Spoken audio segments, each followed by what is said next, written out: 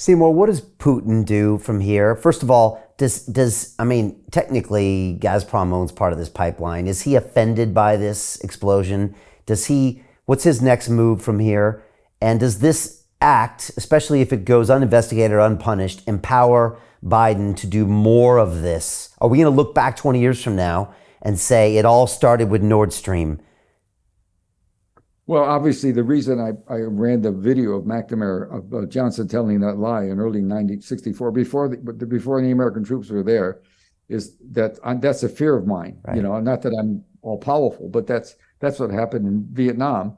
And if I have no idea what Putin thinks. I read his speeches, and if you remember 2-3 years ago, particularly Britain, all the stories where he's dead, he's got some kind of cancer. This was floating all over. The gossip in Britain was even stronger than it was in America on that. There's such certitude that he had some kind of cancer. He was taking this drug, but he's clearly articulate. And he said it in Sochi, 3-4 years ago. He talked about America brandishing the bomb, nuclear bomb, and he said, we're not afraid. We'll go to God even if we do it first. God will accept us if we have to do it to protect ourselves. He said that. That was the language. He's not a communist. He is somebody who believes in the great Soviet mythology. I've read 2 differing CIA profiles, and I wasn't supposed to see them. There were 2 differing profiles that were done. The CIA uses a lot of psychoanalysts in the trade, in the business, and they use them. I mean, guys who have private patients, but also write stuff take the intercepts and look at them, and then write an analysis of bright guys. And one was sort of the standard. The other was much different. The other was talking about he's more rational. I'll just tell you what it said, because I was given it. It's described that he thinks himself as a judo expert, and he was in Japan doing a tour, and he was taken to a judo contest, and there was one very aggressive woman who was throwing everybody, and she said to him, "Come." He said, "No, you're a woman. I'll win so easily." And she says, "Well, try me." So he put on the clothes he supposed. Maybe he was already dressed. Maybe he was going to do an exercise there. He does fancy himself to be a good judist. And she threw him in 3 minutes, right? Yeah, I've seen the footage. And he got up and smiled, and he took the heat. And what the shrink wrote, the analyst wrote, was, this is a guy that knows when he's not irrational. But it was a very interesting one. They didn't promulgate it because it went against the trade. That's how I happen to see it. And the agency did not promulgate it. I don't think they briefed the White House on it, but he'd done many for the White House they had. So I don't know if we have a good fix on Putin. I know he believes in the Soviet world. I mean, he does believe in it in the same way, just as, and so I'm not smart enough. I don't read Russian. I read his speeches. I haven't read the last one.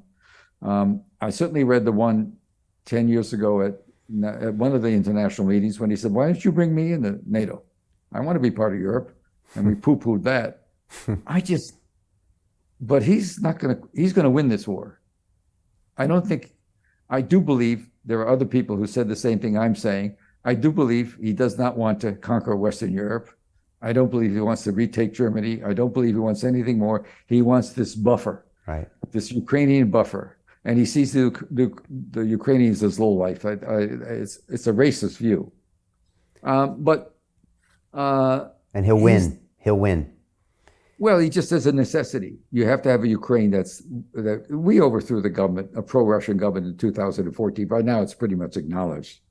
The Undersecretary of State, Victoria Nuland, was overheard on an intercept that was made public at the time, probably by the Russians, talking to the ambassador about who should we pick to run the next government. I mean, you can't get away from that one. The press doesn't want to write about that too much either. I don't know, but I know I wouldn't mess with the guy. And he has the resources. I wouldn't move missiles that are aimed at that could be turned, the defensive missiles, we say, that everybody in the community knows can be turned around within half a day into an offensive. You'd have to do some mechanical, take off some metal and put on some different metal. Could be done within a day. I wouldn't do that. I wouldn't have done that. We did I that in wouldn't watch. I Poland, wouldn't right? have to. That's our missiles in Yeah, Poland, right? in Poland, you got exactly 80 kilometers from the border of Russia, Yeah. and or maybe 80 miles. I never remember So which. we've been provoking them for the past 10, 20, 30, 40 years, and we Oh continue yeah, to. it's been the game all along. I mean, it's It's been the game all it's along. It's fascinating stupid. because you, Seymour, and then when I've had Jim Rickards in as well, former CIA advisor, I had a guy named Andrew Bustamante, former CIA, and they all categorically said Russia's going to win this war. It's there's just no other way. And yet, when you look to mainstream media, especially in Britain and in the U.S., it's the complete opposite narrative. It's the Ukrainian wins every day. Russia's on the ropes. It's just a matter of time. They're fighting the freedom fight. It's the complete opposite narrative. Well, there was a story in the paper today. I just looked at the headlines where it said accuses Russia. The Washington Post accuses Russia of more of gross of tortures and assassinations and war crimes galore. It's so frustrating because, like you, talking to sophisticated people who know stuff and know stuff that they're not telling you about, see stuff. I have people that see stuff, and listen, just Russian history. In the final days in Stalingrad, the great victory, the Russians were losing, get this, 2,400 killed and wounded every 4 hours, and muddled through and took the Germans down. Took them down. I read there were some wonderful novels written by some of the German GIs, the soldiers who were in that war, describing it when they came home. And 5 years later, they were, like, they're human beings. They're bright. Germans are really interesting. They're well read. The Max Planck Institute in Berlin is one of the all-time great academic places in the world. And so there's the Germans, they're just they're very bright. For me, I've been giving speeches in English for 10, 12 years there at the university with no translator. They all master languages, and they know how to party. You can find Brooklyn beer at a lot of places. They have the Brooklyn Lager, which is you wouldn't think you'd find if you can find it in Berlin. They know the taste of the Westerners, and so I don't know why we have to go this way. And so, look, I'm just one yokel, whisper yelling in the outline, and I've had this. When I did My Lai, most of the first poll I saw showed that 53 or 54% of the people thought I was just nuts. I'm a liar. This didn't happen. You know that. I've gone through that on a lot of the stories.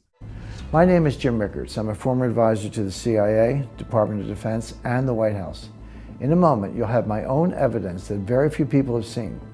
You'll see how I believe two acts of democratic stupidity are about to combine into a storm that will change America forever. The American Energy Armageddon. In fact, due to specific circumstances created by the Armageddon, it's possible you could now win big while others lose. You see, there's a universal truth. In times of crisis, money moves. During the coming energy Armageddon, most Americans will face new hardships, but not all. A few will win and win big.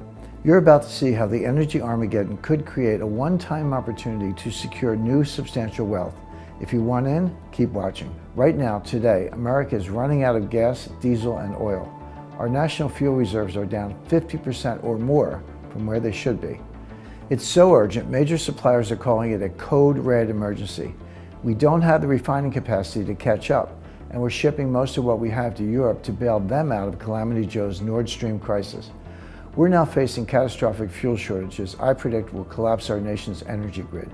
When it happens, every citizen will see firsthand the Dems' obsession with green energy is a scam. In fact, I'm going to show you my evidence that outs them as shameless hypocrites. That's not all. I predict this storm will bring about a new social order to our country. Many who are now rich will find their accounts drained, and those who are poor will turn to desperate measures to survive. I'm talking about civil unrest, a massive crime wave, and violence in our streets. Most will suffer under Biden's energy Armageddon, but not everyone. Some good Americans will win. They'll take advantage of wealth-building opportunities created by the upheaval, which I'll reveal here today, to vastly improve their personal economic situation. And that's the most important thing I want to share with you. Now, if the idea of winning while others suffer makes you uncomfortable, no problem. Then this presentation is not for you. But the way I see it, our great nation was built during times of crisis when a few smart people recognized opportunity and seized it. If you see the storm coming, if you know Calamity Joe and his ilk are steering us straight into it, and you want to not just survive, but thrive by using the crisis potentially to grow your personal wealth, then you're exactly who I want to reach today. Give me about 3 minutes of your time. I'm going to show you everything right now.